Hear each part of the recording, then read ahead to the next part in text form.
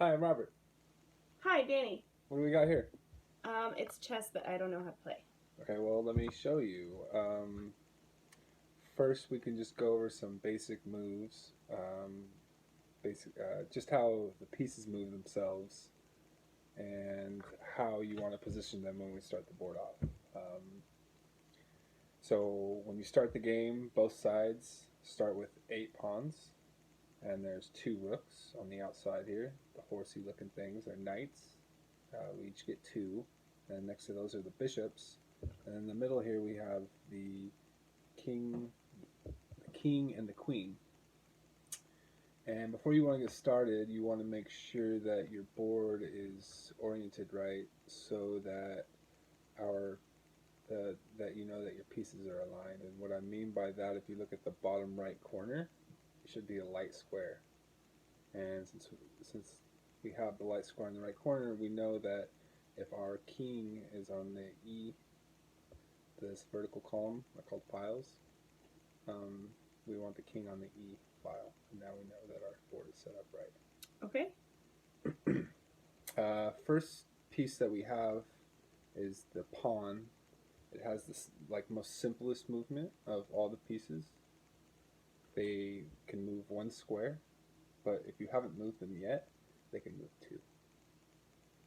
Okay? So the first move, you can move double the space.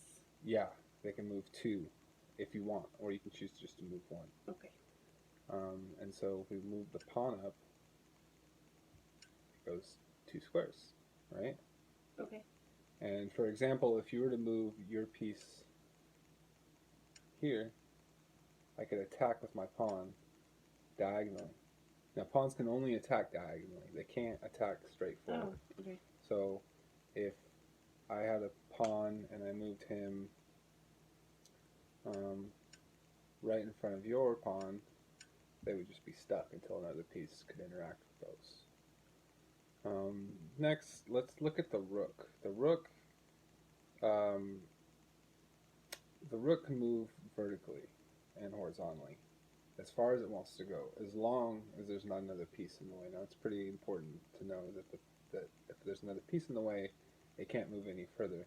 And next we have the knight, and the knight moves in L shapes, meaning that you can either go 1 up and 2 over, so it moves a total of 3 squares, or you can go 2 over and 1 up. L movement. Yeah, L movements. Gotcha. Yeah, 3 squares total. Gotcha. Now, unlike the other pieces, it can actually jump over any piece. It can jump over your pieces, it can jump over my own pieces. So it's pretty important for the knight that it can do that. But the rook can't. The rook can't, the bishop can't, no other pawns can't. Yeah, no other piece can but the knight. Okay. So that's kind of the knight's advantage. It can't move as much, but it has a kind of a funky orientation in its movement, but it can jump over pieces, which is a pretty big deal. Mm-hmm. And then we'll cover the bishop. The bishop moves in diagonal movements. Again, it can't move over pieces, but it can cover as much ground as it can up to a point. So, for example, I could move my bishop here, but I couldn't go here because this piece is in the way, right? Okay. And looking at it, we did not go over the queen. What the queen does. The queen's pretty important because she can move in any direction, but she can't move over pieces. Only the knight can move over pieces. Right. So the queen can move anywhere diagonally, horizontally, and vertically. And as many spaces? As many spaces as you want, yeah.